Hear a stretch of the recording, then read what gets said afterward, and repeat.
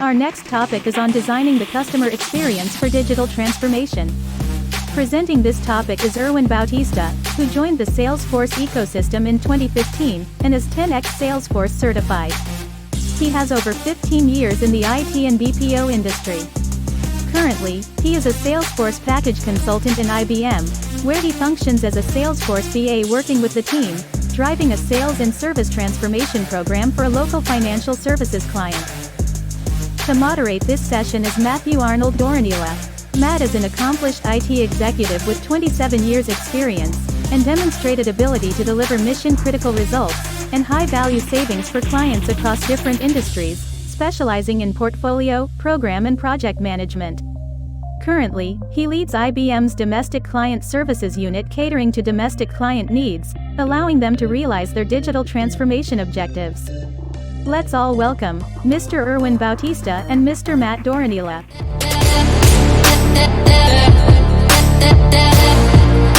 Good afternoon, everyone. Lots of love going on. Thank you, thank you. Welcome, everyone. And we are coming to you live today from our boardroom here in our UP Ayala Technohub office. So welcome to our office. It's our pleasure and privilege to be presenting to you today on the topic of designing the customer experience for. Now, before we proceed, I just would like to go through a very quick intro. I know we've already mentioned it, but let me just do this here. And if you can see my screen, please give us a thumbs up. All right, cool. So, as you probably heard during the intro, I started working during the boom of the IT BPO industry.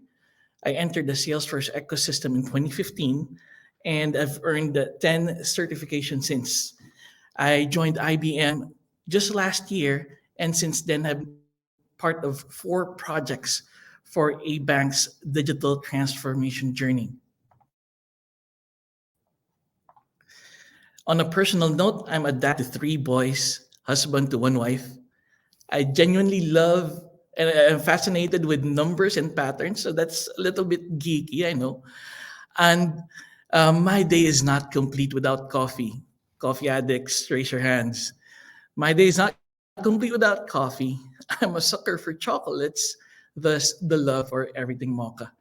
And to help me this message to you this afternoon, I've got my friend here, Matt. Matt? Hi, good afternoon, everyone. Thank you, Erwin. I'm very excited for this afternoon session. I know this is the third day of our SoftCon, and would like everyone to really learn, continue learning as what they've experienced over the last couple of days, and you'll find out soon in terms of our topic that we'll be building on top of the different sessions that everybody has attended for the past 2 days. And Erwin here will help us really explore this particular topic. And so to introduce myself, I'm Matt, and I've been with the IT industry for more than 20 years already, and have handled a lot of complex projects from implementation to application maintenance and support, even to testing only or quality management type of projects. And and currently, I lead our domestic client services unit, which is really taking care and delivering of the services to our client here at the domestic arena. And on a personal note, like Erwin, I'm a family man as well, father of 3 boys, and husband to an IT professional as well.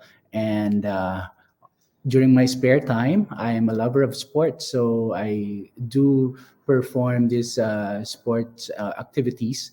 I'm into football and volleyball, and of course, I also take care of 3 dogs. So we have 2 Aspens whom we adopted and 1 golden retriever. So that's about it in terms of my non-work aspect. And to continue with this particular topic, I'd like to really emphasize that this session on designing the customer experience, we'd like to put forward the experiences that our team has gained over the past years of implementation. Erwin, in particular, also has been doing this on the ground with the support of his team members. And we hope to provide additional insights and guidance on everyone who is into designing for our end customers. So hopefully you get to learn a lot from this session. Over to you, Erwin. Great, thanks, Matt. Okay, so you've met me, you've met Matt. But before I proceed, I just would like to um, acknowledge the team behind me. Well, this is a wall, but actually, behind me is a big team who, in one way or another, have helped me prepare for this presentation this afternoon. And I just would like to acknowledge them. So the faces that you see here are just a few of them. I did not get the details of the others, but to you all, to my IBM team, thank you. Great. Now on with the topic. All right. We've been doing this. We're on our third day, and the question still remains: what is the metaverse? Now, been doing this since day one, and conference last Monday, you heard and Matt PDAX explained the metaverse, say multiverse when I mean metaverse. So please forgive me if I slip, but we're talking about metaverse. Now, since we are here with the goal of learning, can you please send us over chat? Oy, I like if. Okay, can you please send us over chat your best one-liner explanation, best one-liner explanation of what you understand the metaverse to be. We've got members of our team checking the chats, and we might just have some vouchers to give away for the best answers. Hindi ako yung pipili. Look into that. Okay? Sige. I'm seeing answers. Uh-huh. Great, great. Keep them coming. All right. And while you're putting in your one-liners, I'd like to ask Matt. Matt, how about you? Um, how would you one-liner explainer? What would be your one-liner explainer? For me personally, I would consider metaverse as my digital life.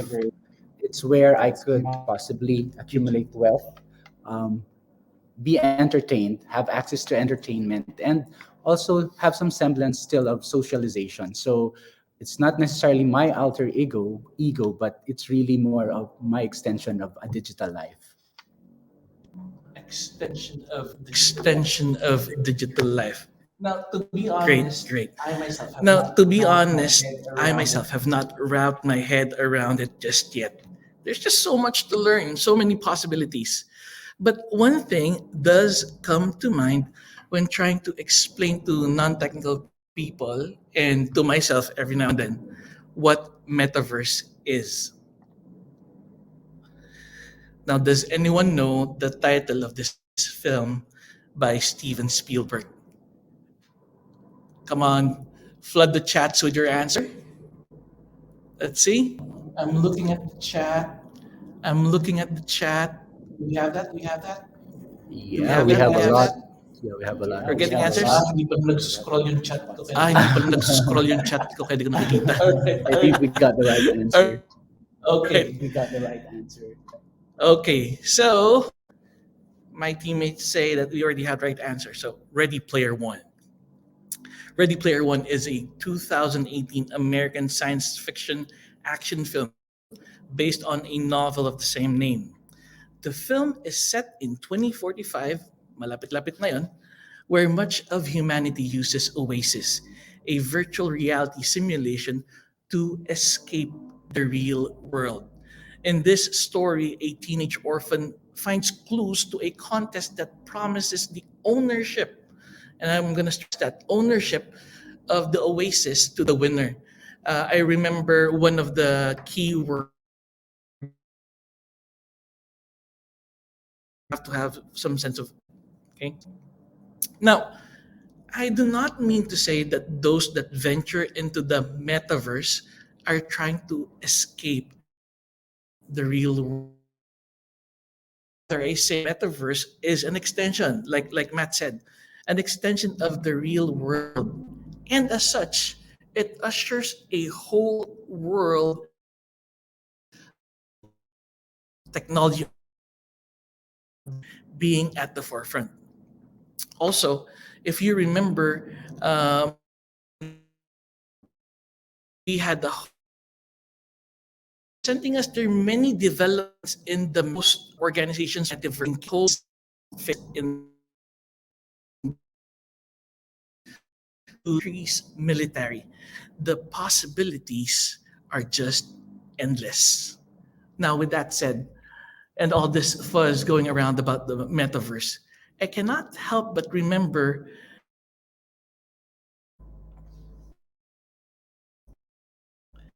now knowledge that the audience in this conference is a good mix of people of my age and those that are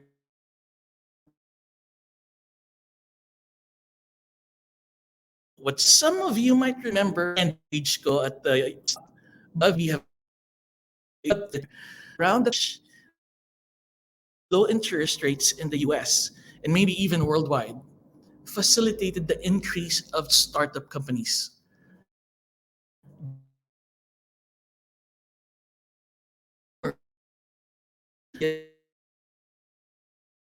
To investors,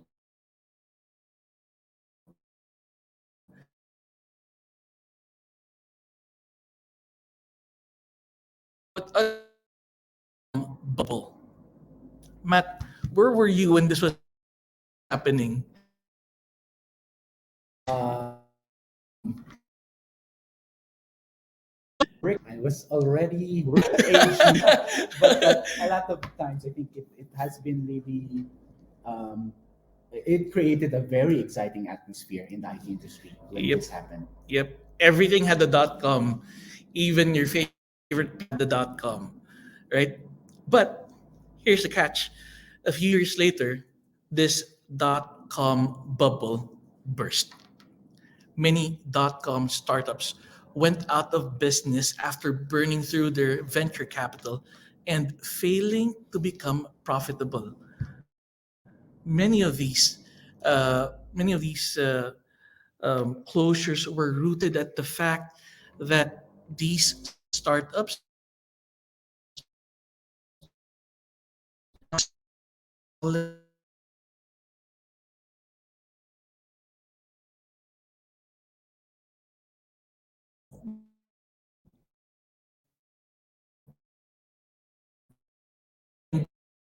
they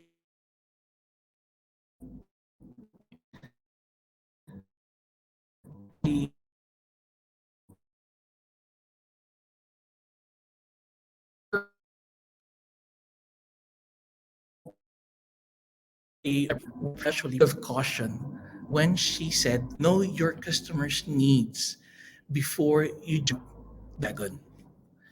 Now, if we all come to think of it, the metaverse is just another place or environment where companies can engage their customers. If you are from a tech company or if you are in the IT consulting industry, more often than not, your client is not the end customer. Let me say that again. More often than not, your client is the end customer. Okay, give me just a quick second here.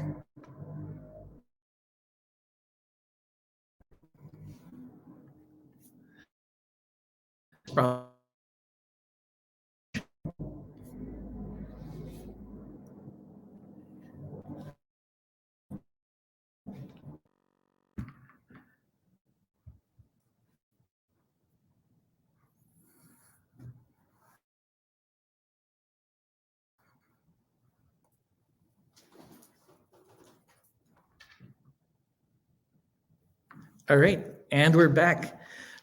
Sorry about that. We encountered some technical difficulties, but much love, appreciation to the tech team behind the SoftCon. Thank you for making it manageable for us. Now, before we got cut off, I was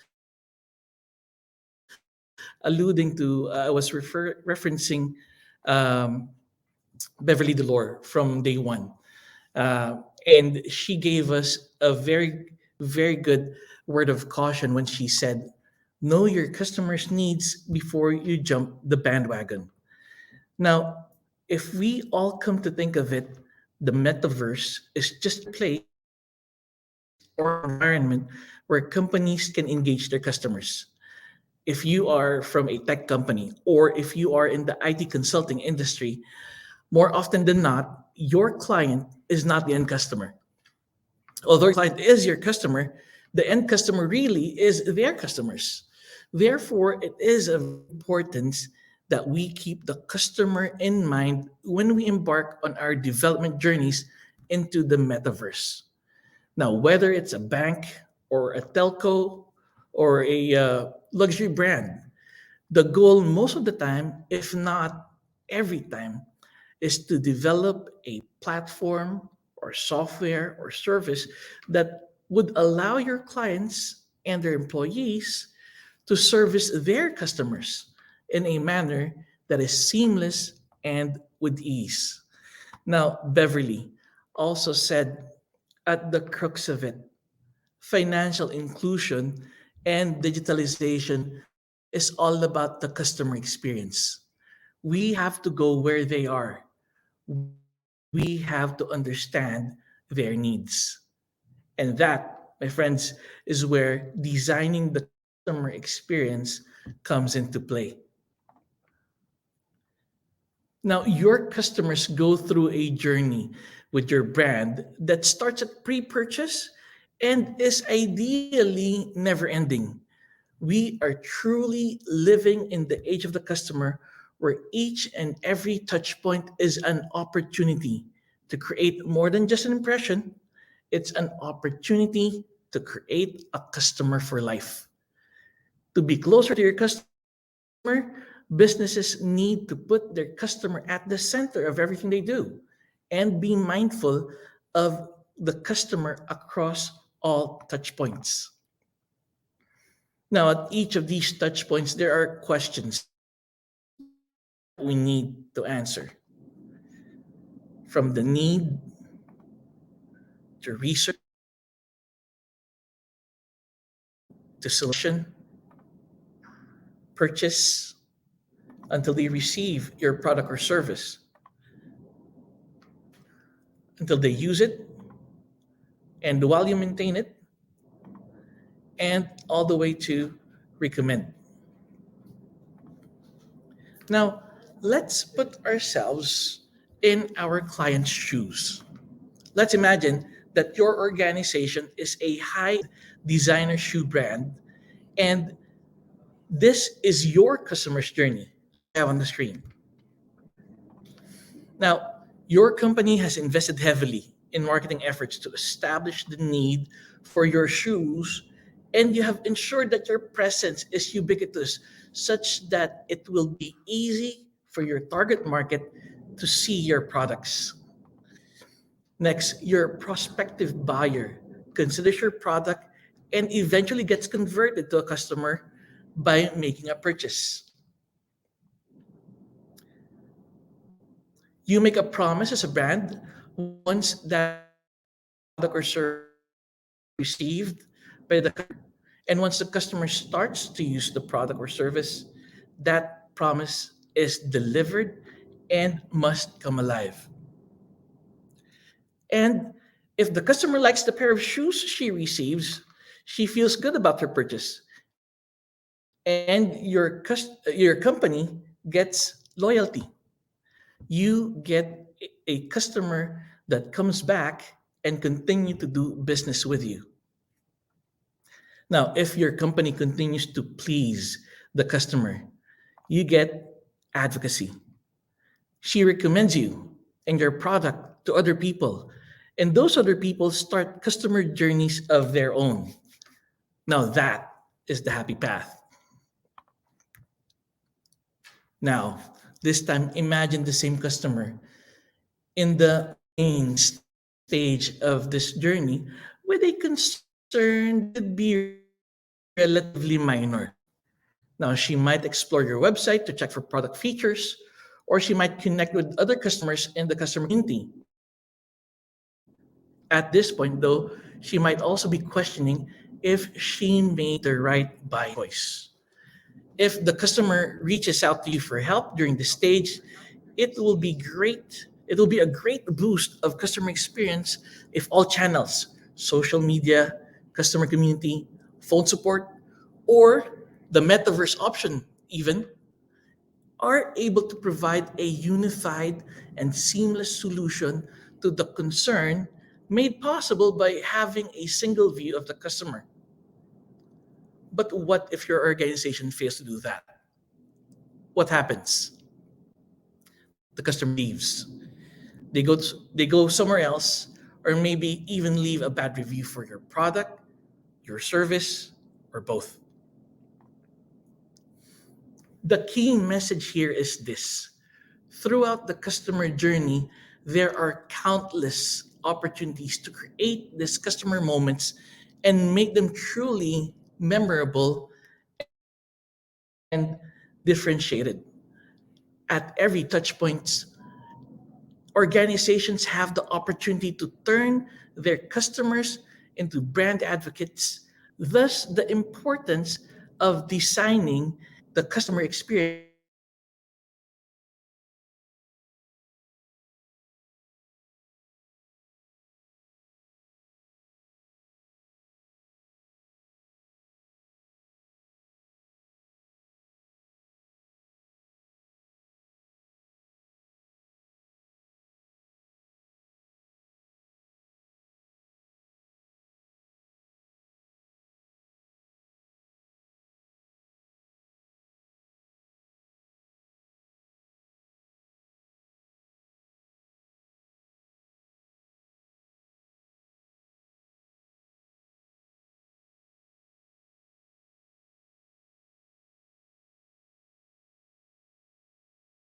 Yes, can you still see the screen that we're sharing?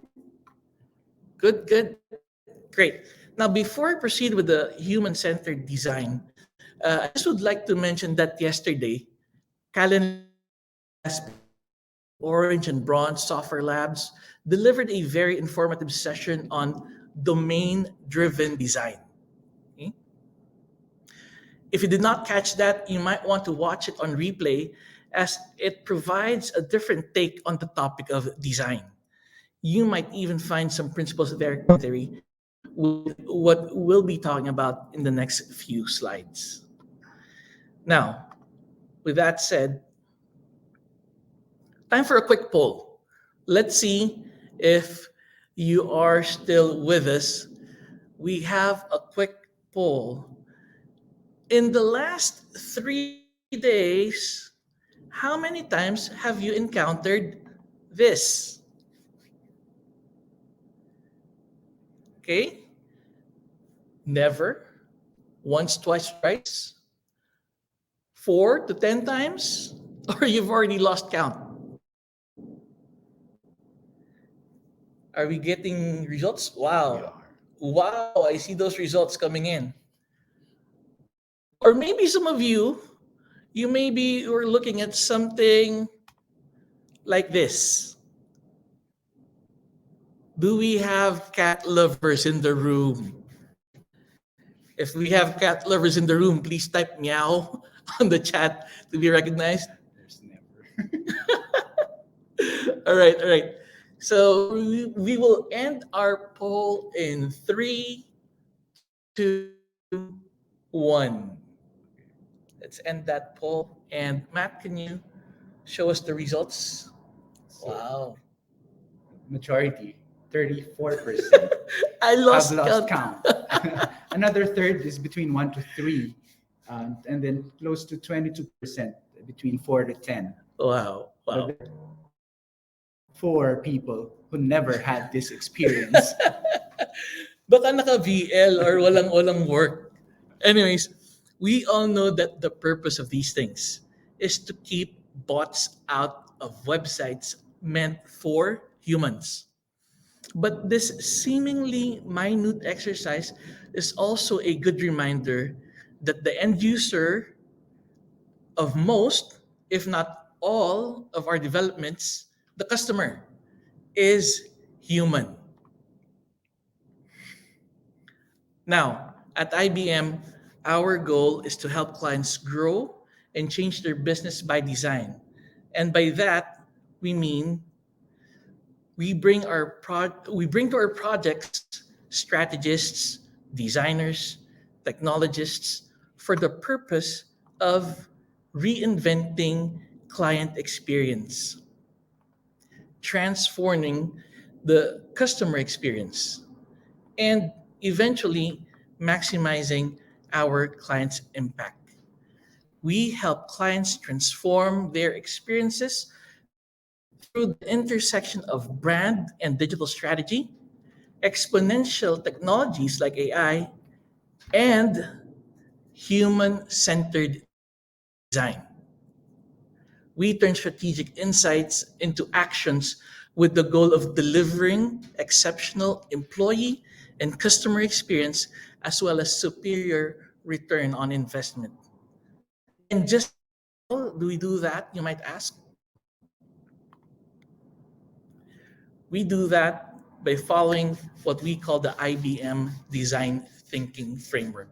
Or some of you might have heard of the Enterprise Design Thinking framework. It is a framework that helps us solve problems, pursue opportunities, innovate, move things forward, and get things done in a way that enables speed. The loop here drives us. We are keen to understand our customers' present and we envision the future with them in a continuous process of observing, reflecting, and making. And by observe, we mean we immerse ourselves in our client's world to understand what it is that they do. When we reflect, we come together with the client and look within to understand why they do things and think of ways to improve. And when we say make, we co-create with our clients to to give concrete form to our abstract ideas. And the elements of the loop provides us with the principles that guide us. That yellow dot there in IBM Design Thinking, we focus on our customers' needs first with the outcome in mind. When we collaborate, we then collaborate with diverse teams and bring multiple expertise to move faster and work smarter. Lastly, we consider our last development as the prototype of the next. We listen, we watch, we learn, we correct to relentlessly innovate. Simply put, IBM Design Thinking is a human centric problem solving approach which guides teams in day to day work by keeping their customers in mind, collaborating with diverse teams, and iteratively improving solutions. Now, I know that's a mouthful, but just a quick pop quiz. What does this stand for? Let's check out the chat. What does this stand for? The moon. Customer first. Always. Customer first. Now, as I land this talk, Matt and I would like to share three stories of IBM engagements where we utilize the enterprise design thinking framework. Story number one. Who among you here loves potato chips? Free to lay. So IBM had an engagement with Free to lay, and the problem there was a lot of hearts. I see a lot of hearts and a thumbs up. Very good. Okay. The problem here that one of the problems that they were trying to resolve here was how to efficiently distribute their products to all their resellers in a way that would get the products in the right store at the right time with very little overhead. Now, this engagement of IBM and Frito-Lay proved that good design requires a deep understanding of the business domain that's being designed for. Here, human-centered design goes far beyond just speaking with a few people before you get started. It's about truly co-creating with the business users and stakeholders by bringing them together into the design process from day one. From the initial envisioning stages through the delivery and beyond, IBM worked closely with both business users and stakeholders to ensure that every decision made is rooted in a deep understanding of their goals and their needs. Now, what were the results? For this engagement, IBM designed and deployed a Salesforce powered app called Sales Hub to 250,000 frontline employees and revolutionized Frito-Lay's ability to service customers with seamless scheduling, task management, in-app collaboration, and labor management that resulted to an $8 million savings per year from the time card feature of the app alone. Also, that resulted to 500,000 employee hours saved per year. Imagine how many vacation leaves can you have with 500,000 employee hours. So you also get there the well-being of your employees. So many outcomes from going through a design thinking process with IBM. Now we go to story number two, and um, when we were preparing for this, Matt shared me this story. And Matt, would you do the honors, please? Okay. So for this particular example, we all know what this picture looks like, or at least some of us may have experience going inside this. Um, may I have a quick chat on if you're able to identify this particular object? I know Please it's send in us a there. heart if you've been in one. Yeah. So Naku, ayun, marami. yeah. So we all know the value of this great product, what it is able to provide the medical practitioners in terms of overall detection of what could be wrong inside our body. But this particular powerful machine also has several challenges when it comes to the actual user experience. Great, great. And before we move forward, do we have any medical practitioners in the room or organizations that work with hospitals and whatnot? Show of hands, please. Do you have any? This copy, this brochure appeal to you? I'll just read through it briefly. The GE Optima MR360 is well suited for a wide range of MRI scanning needs with the ease of operation to help make the clinician staff more productive for streamlining routine scans, The Optima MR360 incorporates an express exam approach to MRI. It includes many intuitive and automated functions that help increase patient control, operator confidence, image consistency, and professional satisfaction of the MR staff.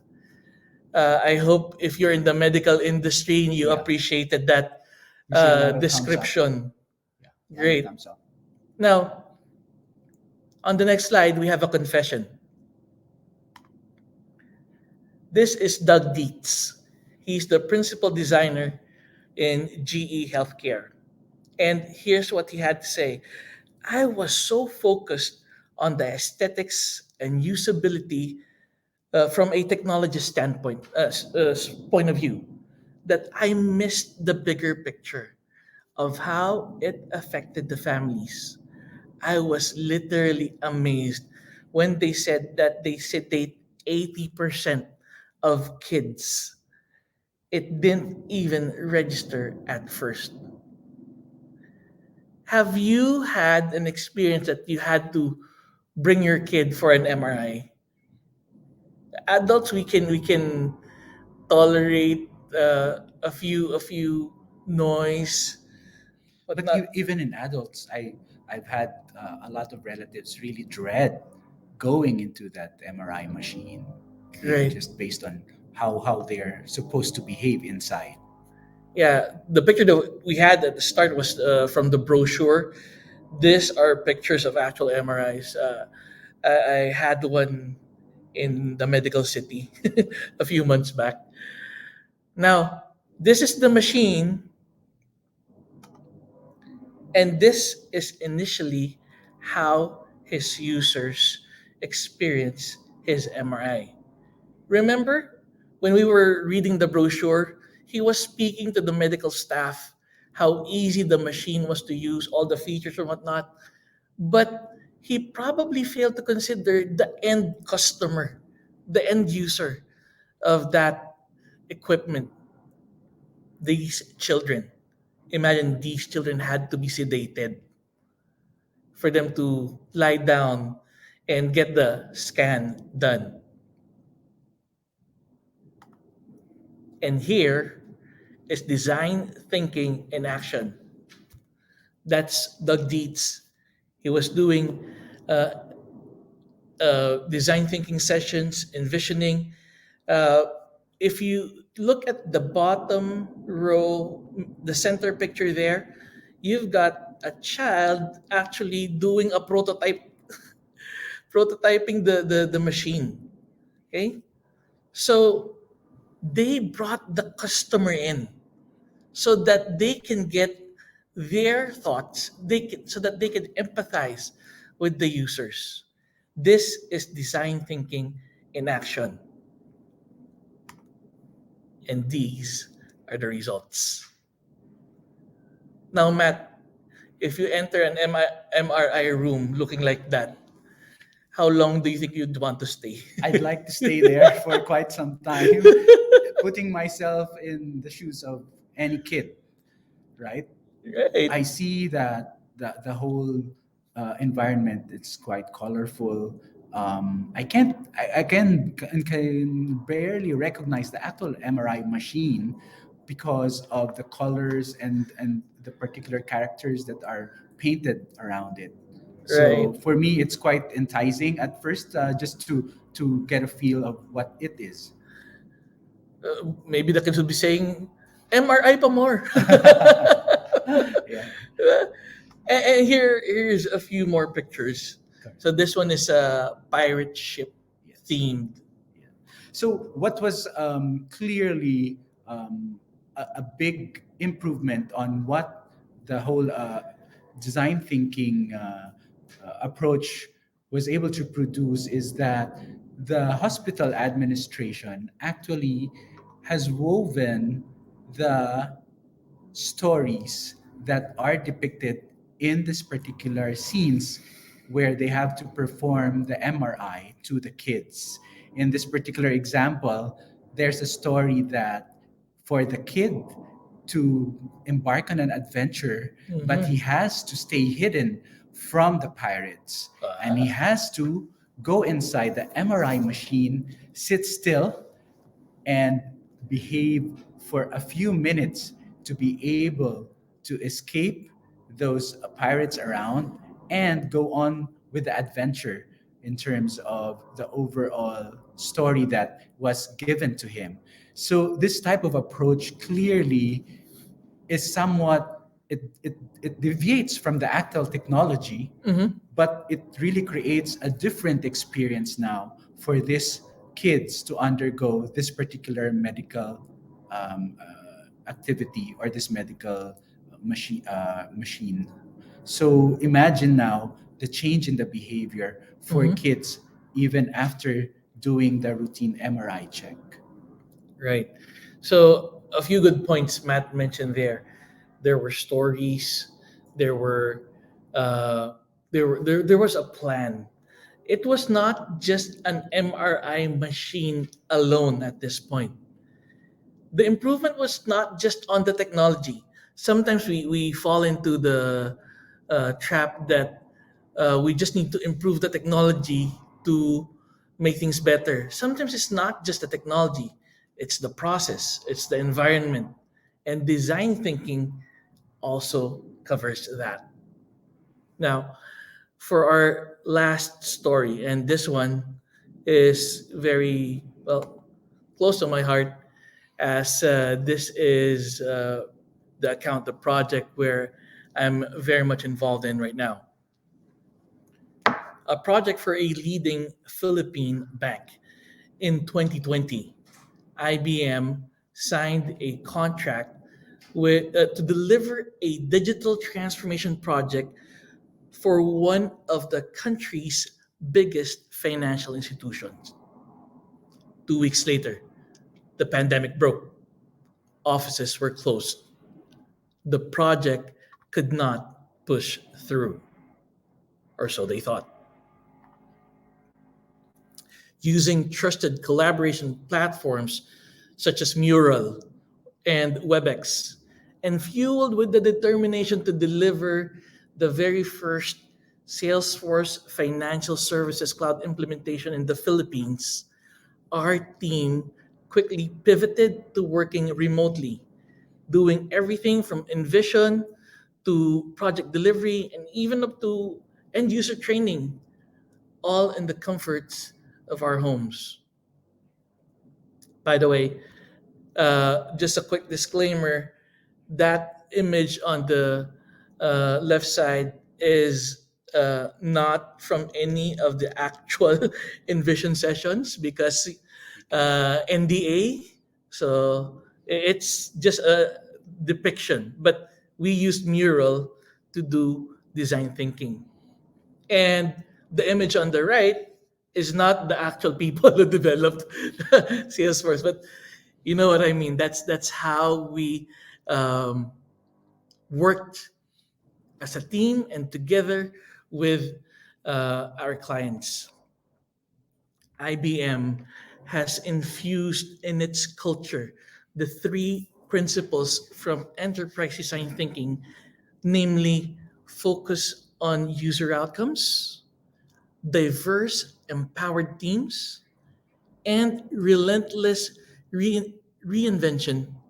So much so that even though our team and our clients were not able to meet in person for phase one, we were able to empathize with our client and their customers. We were able to define the project scope. We were able to ideate solutions, build prototypes, and test them before finally releasing it for actual use. The awards that the team received and the additional contracts that we won are testaments to the quality of the work we delivered. In my personal introduction, I mentioned that I joined IBM in 2021, just last year. I came at the start of phase two. Now, our team is working concurrently on projects number 6, number 7, number 8, and number 9.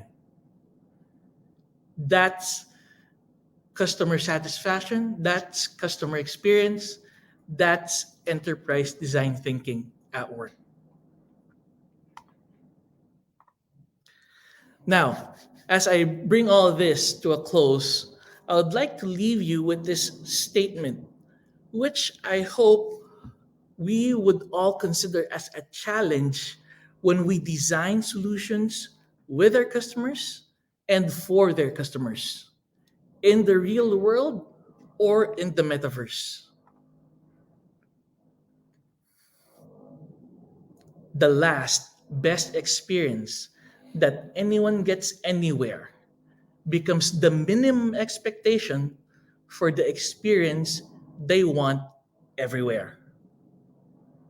Thank you all for your time. Good afternoon.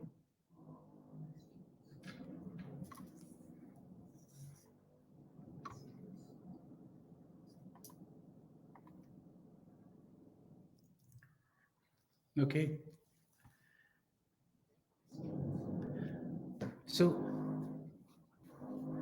Sige, do we already yeah, have we have questions? three questions here in our question and answer board. The first one coming from Eliel Goko. How would you onboard customers who prefer offline or non-digital transactions? Hmm. Interesting. The projects that we're doing right now are all digital transformations, but there also could be a way to improve the experience of the customer, even if they prefer to be offline. One of our projects really is working with the working with the uh, local branches of this bank. Okay, the product that we develop is for the bank, for the customer relation officers of the bank. The clients of the bank don't need to use that software. So again, it's still a process. It's not just the technology, as I mentioned earlier. There should be digital transformation also includes physical transformation, transformations in the processes, and how you relate to the customers. Correct. I would agree with that, Erwin, because in at some point when you embark on the digital transformation projects, you don't necessarily exclude customers who may not be digitally or technically savvy. So Correct. it has still be to be part of the whole program. You still need to consider and plan for those. As you Correct. mentioned, it's those who would like to go physically to the banks, to the branches. It has to be catered to, Mhm. and the actual customer experience of these people who are doing it physically should also be considered, and that's where the actual customer experience can change for them even if we cater to their physical presence. Great, great. Second, you want to add Yeah, more? yeah. Go, We go. have another question. This time it's from John Royd Galino. Do you think CAPTCHA is necessary for this generation? How about our parents that are not that tech and not non-tech persons? Actually, CAPTCHA, it chooses no age eh. Kahit ako, if I could do without it, remember those images where you have to click on the image that has a traffic light? Yes. Tapos merong malit na malit, may traffic light pa pala doon. Can we do without it?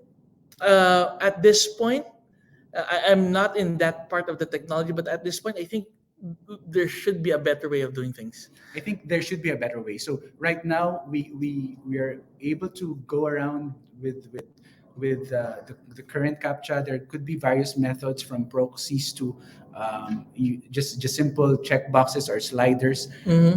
So those things are evolving depending on really how people can be accessing it. So it's the question of accessibility that has to be taken in at this point, because for some people with physical challenges as well, to your point, they cannot necessarily see that clearly. So it Right, has to be right. reconsidered. Yeah, and imagine if you're just using the select the image that has a traffic light.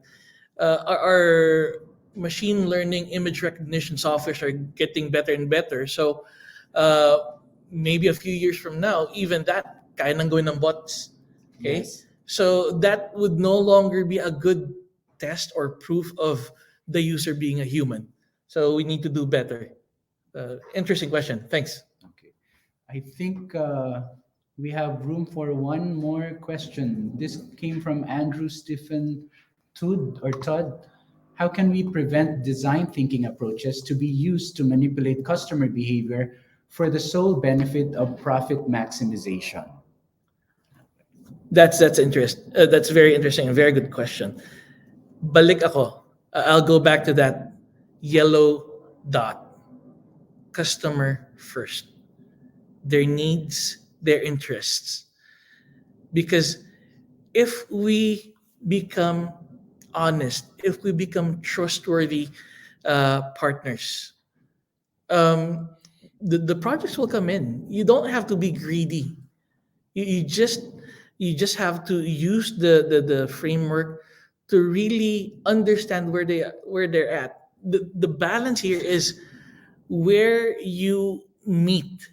There's the old processes that they are used to, and then there are processes, digital transformation that you can introduce, and then there's this topic of change management.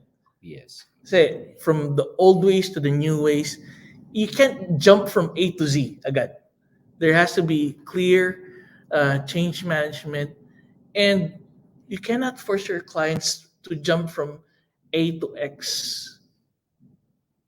Kahit malaki yung profit margin if you jump A to X, you really have to gain their trust. Gain their trust from A to B. If they trust you that much, they'll trust you with the B to C, C to D, and so on. It's really just a matter of gaining the customer's trust, putting the customer's needs first. And I think there's an approach where if you would like to balance it with your business goals, in terms of prioritizing the solution ideas coming out of design thinking, you can definitely categorize already ideas that could form as quick wins, where it's high impact with less investment from the company, and then be able to capture the customer loyalty, or at least the recall and the brand of and the service that you're trying to introduce, and build on top of that. So I think it's really keeping it true to the intent of customers being the center of design thinking will really be your guide in terms of pushing for the appropriate experience that will have that balance between your business goals and the customer satisfaction levels. I think we have one more question. This is the last Yeah. question. Before the question, I just would like to read this comment by Mylene Domingo, assistant professor. System functionality is major consideration, but customer experience is very important because we get customers on how easy or how hard our system is also. On point, ma'am. On point. Um, Before we think of technology, let's think about the customer. Okay. And yeah, amen to that. I think the last The question last is question is from. this one. Coming from Lester Triole Pablo. Is there a recommended number of personas to create in design thinking? There is no limit in terms of the personas. It's important that you get to capture the different stakeholders. So it's all a team effort, and normally design thinking is more effective if it's composed of cross-functional team members. In that way, you are able to elicit the different stakeholders that should really be part of your empathy mapping and identifying which particular personas will you really be targeting. So it is up to the group to decide how many to make it effective. So there's no limit. Right, right. And to add to that, when you're doing your envisioning, when you're doing your empathy mapping, you need to consider everyone. But when you go to defining the problem, and before you even start to ideate the solution, you trim down. Correct. Sinong You persona mo na yung prioritize. i-resolve natin You this time? prioritize. You prioritize. Go for the win that would cost the biggest impact. Okay, and then maybe in your next iteration, then you bring in the next persona. And the next iteration, bring in another one. So that's the beauty of design thinking. It does not stop, and it should not stop, and it will not stop if your customers are sure that you have their best interest in mind, and you're not just interested with their money. Correct. Right? Okay, I think that wraps up our session. Wow, wow. Ang bilis. The 1 hour flew by very briefly. People from the audience, thank you very much. We can see your emojis. Ein, what's next for us? Yes, thank you so much again. Thank you, Sir Erwin. Thank you, Sir Matt. And thank you to our participants this afternoon for this session.